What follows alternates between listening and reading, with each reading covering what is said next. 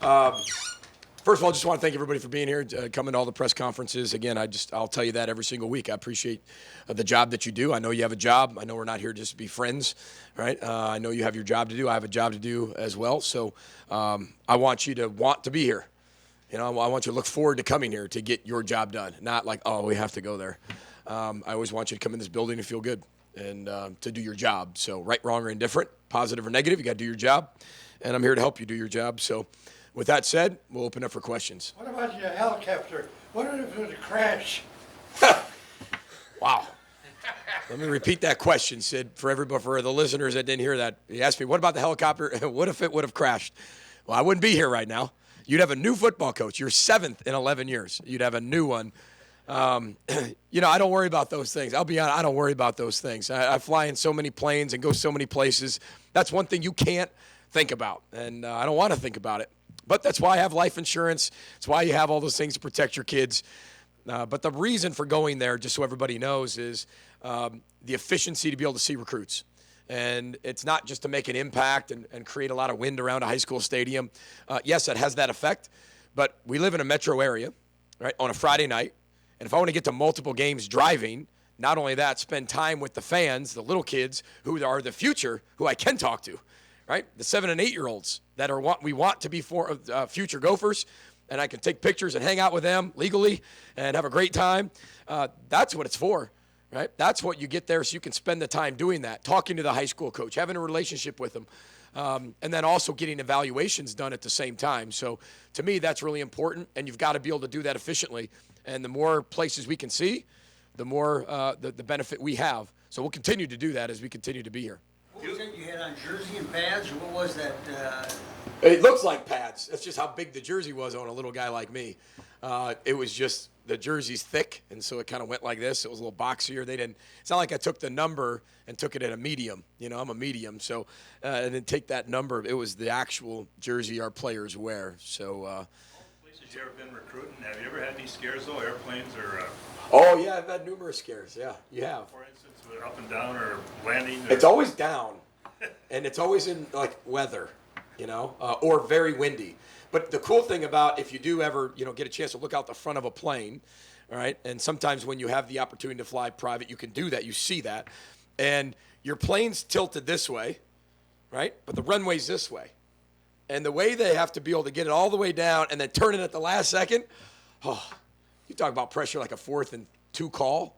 Right, or the Penn State call against Iowa. I mean, that's close, because that's the one you're facing this way, and the runway's here.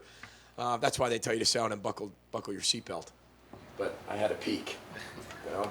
But yeah, so I don't worry about those things. But you know, one of my favorite country music groups, Montgomery Gentry. You know, Gentry just lost his life in a helicopter crash, and we found out after we had just booked the helicopter. And if you can imagine what my wife said, we're not even allowed to go on the blue helicopters in Hawaii when we go there to see the volcanoes, because when we were there, one went down and we weren't allowed to go on there. In terms of, from my wife said, we're not going on there. It wasn't like we weren't allowed. She just said, we're not going on that. So I think she's a little bit more uptight, Sid, than probably me when we travel. What changes now that the Big Ten season starts? None, to be honest with you. We're going to continue to get better, change our best. And continue to make this football team better than it was yesterday. And I thought today's practice, we did that. If you go back to the bye week, Tuesday, what we focused on was strictly individual. It was an hour and 15-minute practice, strictly individual, like skill development. O-line was with O-line, D-line with your position coach, getting better at the fundamentals and details. Wednesday was Minnesota versus Minnesota. So it was like a training camp practice. You know, we didn't do any other opponent stuff. It was just us. No individual, just all team stuff, 7-on-7s, to get better at our stuff.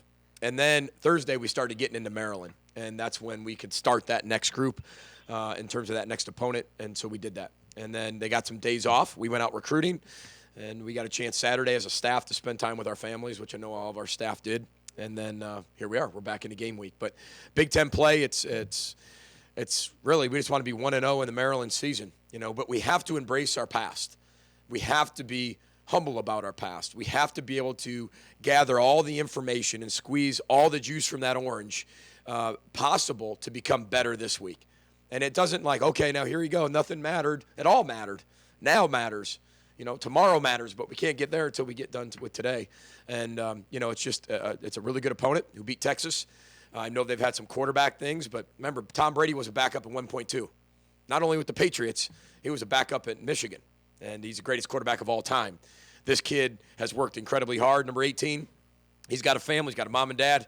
He won in high school. He got a scholarship like everybody else, and he's just been waiting for his opportunity. And it's one thing when you kind of get thrown in the game when somebody gets hurt. It's another thing to actually prepare the whole week with your guy that's going to play. And that's what they have this week. Coach Durkin's a phenomenal football coach. He's going to get everybody ready to go. And they have 4 big-time playmakers on the offensive side of the ball, big ones that are incredibly explosive. And none of those guys are hurt, and they're going to make sure they get the ball to them. You have depth issues on the defensive line and then the secondary. Did you look at the returning pieces you have coming back and thinking you're starting from a pretty good spot on that side? In terms of the Your defense, even though you have some issues with depth on the defensive line and the secondary, but Yeah. you had some returning.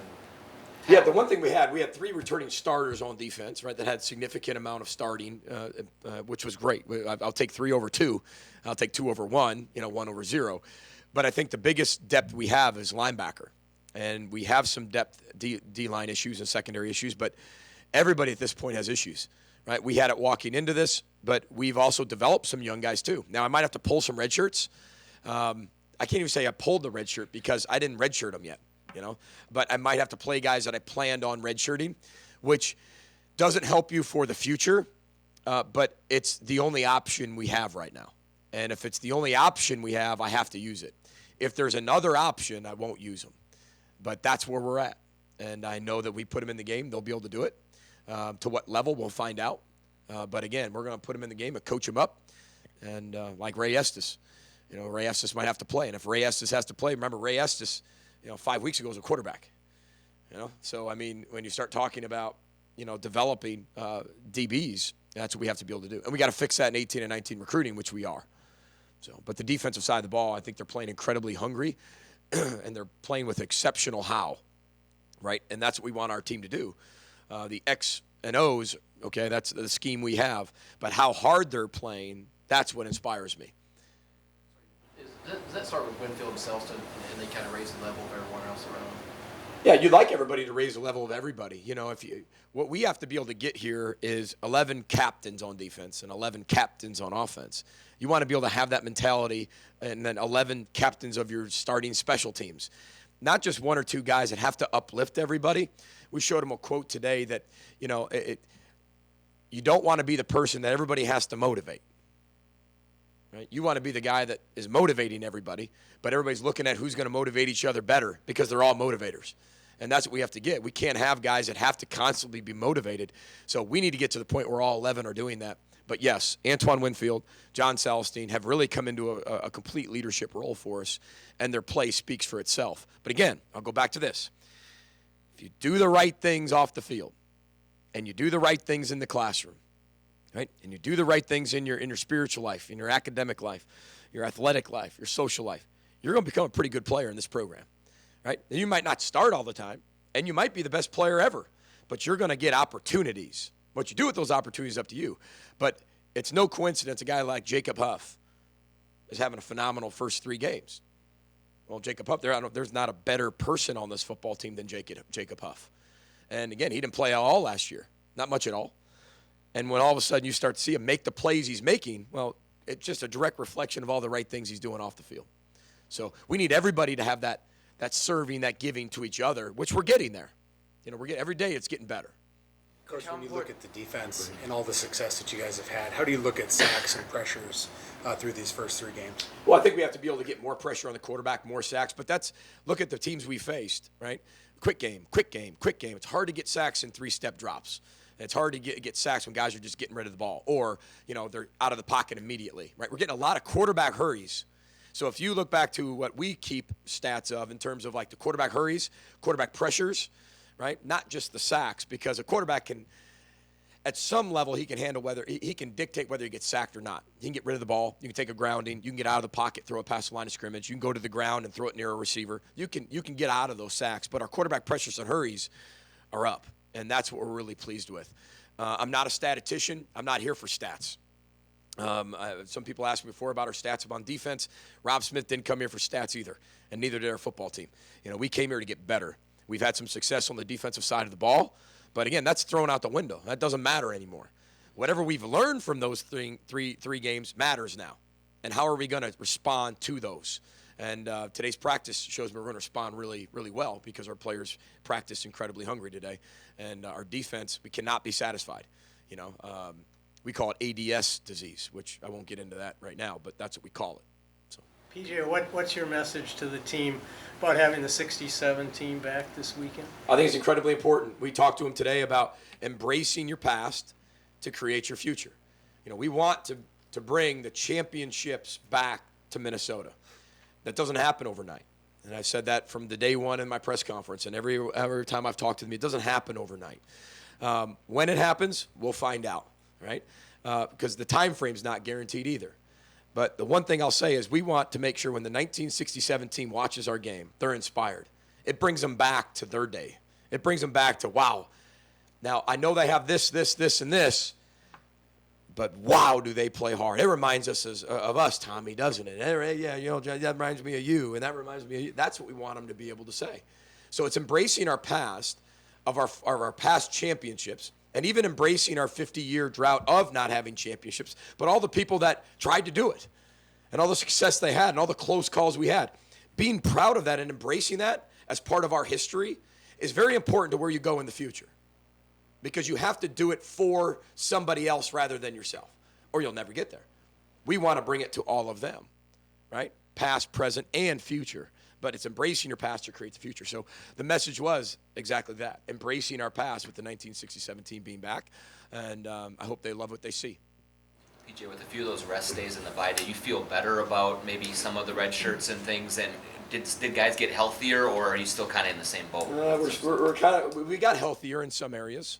We're still in the same boat with some other areas because we have some season-ending ones that are going to affect us pretty quickly, right? And so what we have to be able to do is get those guys caught up. And that's the job of our coaching staff. We got to get them right. But again, those freshmen won't be freshmen long. They'll be freshmen for a year. And then they'll gain the experience they need, and then they'll continue to go through their career. So playing them early, not necessarily what a coach wants to do, but if it's necessary, we'll do it. And then I look at the positive of everything, right? So to me, they're going to gain the experience for the future. What's that? Who's out for the season? A few guys. Coach, how important was... Yes, go through the whole roster. You give me a name, I'll tell you yes or no. Coach, how important was the off-season work and practice so far this season to make Jacob Huff into the player he was last week? I think it's very important because I think the one thing for us is that it doesn't matter who you are. We need everybody on this football team. And when you lack depth at certain positions, we need everybody. So there's going to be guys that never thought they were going to play, now all of a sudden have to play. Nate Umler, we thought we were going to redshirt him. Well, he's going to play, right? And now he's playing. And we didn't think that would ever have to happen. I don't know. Tanner Morgan, never know if he's going to have to play. We're on a redshirt him, but he might have to play. You go through all of that, and you start saying, okay, well, where do you go back to? You go back to your preparation. You go back to training camp. You go back to spring ball, the guys that actually could do it back in spring ball. But again, you go back to that, and you're still searching for things because you only had 4 linemen in spring. You had 22 off-season surgeries, so nobody really practiced in spring. So you're still getting to know your team. And now you're getting to know your freshmen and what they can do, and maybe putting them in a position maybe sooner than they need to be in there. But it's a need, and they have to go do it. But a guy like Jacob Huff, it's a direct reflection of all the things he's done in the offseason and how hard he's worked. Coach, how involved are you with the combinations of jerseys? You had the Goldie helmet and your shoes. How involved are you with the decisions you make with that? Very involved. Very involved. I let a lot of artists draw things up. I'm not drawing my own shoes, but the Goldie decision was done all the way back in the summer that we wanted to celebrate Goldie with a big Goldie on the side, and then the design team takes it from there. I don't do all those. I just say what we want and how we want to create it, and then they take it. And the cool thing about that is that I like to be really creative, and that I think that's a good thing. But also, we have a lot of resources here at the University of Minnesota that are way more creative than me. So to put all of our heads together in creative, meetings as we move forward, I think that's a benefit for everybody. I don't think you'll ever see anything too wild. You're not going to see us get out of school colors and, do weird things like that. That things don't match. But again, in terms of when you start to see alternate uniforms this year, and then in the future, you're going to see a lot of things maybe you haven't seen before. Is that for the kids? I mean, is that kind of a recruiting tool, like Oregon uses it for a recruiting tool? You know, I think when you go back to the Oregon, now, what made Oregon really different was Oregon was one of the only teams that did it at that level at that time. And then you watch Boise State do it with their blue turf. I think everybody now has the ability to do that. Even you look at schools like Notre Dame who have changed up traditions to make it veer more towards recruiting and players. But I think it's fun. You know, Penn State's even got away from some traditional things at times, which is one of the most traditional schools in college football. I think it's fun. I think kids want. Again, 15 years ago was a different era than now with the kids with their smartphones. That whatever's on that smartphone at that second, they flip, and it's old news. It's boring now. What else you got? What is going to stimulate my mind? You know, we have unique team meetings every day. Ask our players. It's a little bit different, but it's to stimulate their minds, stimulate their day. Our team meetings are always done at the beginning. Why? Because I get to set the tone of how they think for the whole day. That's why it's done in the morning. I don't have 8 hours of other people putting things in their mind and saying, how should I respond to this? We set the tone from the beginning. So when you start talking about jerseys, it's more for our players in-house. I think they enjoy that. I think there's a fan experience for that, right? I think there's a marketing tool for that. I think there's a branding aspect of that, and there's an experience part of it, and that all kind of funnels into recruiting. Because we want to show that we're willing to do some things that are neat or different or unique, right? Because we want to be unique, you know. Nobody that ever made a difference did anything that everybody else did. You know, if you're making a difference, you're obviously doing other things that other people haven't done, right? And I think that's important for our football team to understand. And not trying to do it, just be yourself. You know, we put Goldie because Goldie's our mascot. And it was his birthday. And he's the national championship mascot. And the people that are in, I shouldn't say all the little kids out there, Goldie, right, in terms of, you know, all the people that support Goldie and all his handlers that make sure Goldie is where he is all the time, they don't get enough credit. When's the last time somebody in this room thanked the people that help Goldie out and make Goldie who he is? That's what college football's about. And there's a lot of people who pour a lot of energy in that deserve that recognition. Maybe they won't get it from the media or they won't get it from the world, but they'll get it from at least their head football coach and, you know, the staff and the players saying, you know, we get college football. So that's kind of how the thought process, it just doesn't say, hey, this will stand out, let's do this. There's always a reason behind why we're doing something. Great, sorry about the long answer. What's been the conversations about the national anthem and the kneeling and all this? Does the team ask you about it? Do you guys get involved in that at all?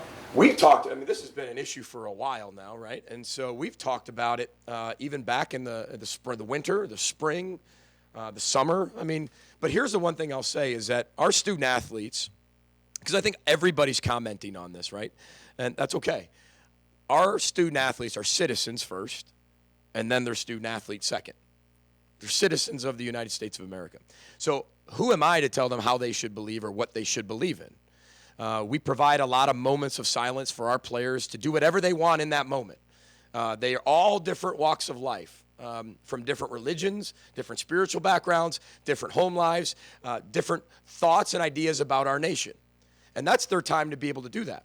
I never want the political issues to pull our team apart.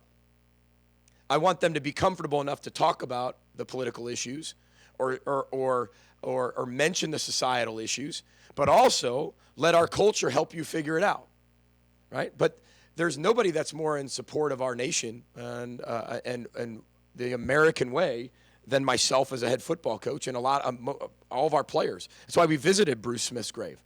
But when you start to look at why are people doing these things, it is at times, but it's not just the flag. And it is at times, but it's not just the anthem. It's the societal issues we're having.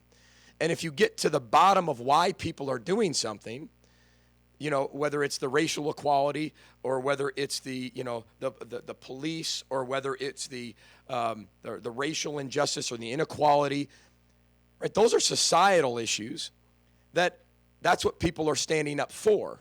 or kneeling down for. And some are doing it because of the flag or what it stood for or the song or who it was written by. But at the end of the day, we are Americans, but I'm in charge of 125 American student athletes that are citizens of this country. And they have the freedom to think whichever way they want. I just want them to think about that respectively and do it in a connecting way. Let's do it in a connecting way, right? And I think that's what some of the best leaders in our world have always done. They've taken something that's so controversial, and instead of dividing everybody, they've connected people while doing it. Martin Luther King's a prime example of that. People didn't like his thoughts and ideas, but he did it with love and care and compassion and brought people together, right? And so, citizens first, student athletes second. And in terms of us, the way the timesheets go and the way I bring our football team out, I've always been in the locker room for the national anthem, but always given our team a moment of silence to do what you've always done. It's never been because of that. I've been doing that for the last 5 years. But it's to give them the opportunity to do it their way. Defenses are going to start to focus on Tyler Johnson now. Outside of him at that receiver corps, Great question. Where's your confidence level that you're going to have guys that can step up if he's getting? Well, my confidence level is we have what we have, and I believe in the guys we put on the field to be able to do that job. But a lot of the guys we put on that field haven't had the game experience to prove it yet, or haven't had enough to say, I've done it, and to recall back from. Think of all of us, the first time you do something, whether it's the first time you fly or whether it's the first time you go up an escalator, first time whatever, right? Or your kids, first time they touch the hot stove. There's a learning experience to that. And you're not just going to be the best wild in the country the first rep you take when you've had no experience, let alone never played, right? Or been put in a position to be a guy that has to produce. We've got to speed that up for these players, and that's why you're going to start to see this youth movement of all these guys coming in and inexperienced. But we're going to run our offense. And I know this. Our coaches are phenomenal at getting players ready, and that's what we're going to do. And this is the only way you learn. This is part of year zero, right? When you have the inexperience and lack of depth, what you do, you get guys in there, and they've got to gain it somehow. I was a different player as a freshman than I was a junior and a senior, a way different player, because I can embrace my past to create my future. But if you have no past to pull from, it's hard. You got to create that past now. Coach, what about on the reconnection with Tyrone Carter yesterday? Oh, well, Tyrone's one of the greatest players ever to play here. I think for me is that, look, I'm not for everybody. And when I take over a program and we instill our culture, it's about everybody. But not everybody's going to agree with what I do or how I do it, whether that's in the recruiting department, whether it's in the development department, whether that's in the play calling department, whether that's in the uniform department, whatever it is, right? You're not going to make everybody happy. But, knowing that Tyrone wasn't happy at some point with a decision I made, I understand that. I understand decisions that are made. I think there was a little misunderstanding throughout the whole thing. And I think what happened, just being able to have two guys talk about it instead of, both people going to the media or doing those types of things. But that's what I want our alumni to understand, is that I am not for everybody, but I am here for you. And I told Tyrone the same thing. I have no ties to Minnesota. I'm not from Minnesota. My grandparents don't live here. It's not like I've had a dad that graduated here and I couldn't wait to take the job because of my past.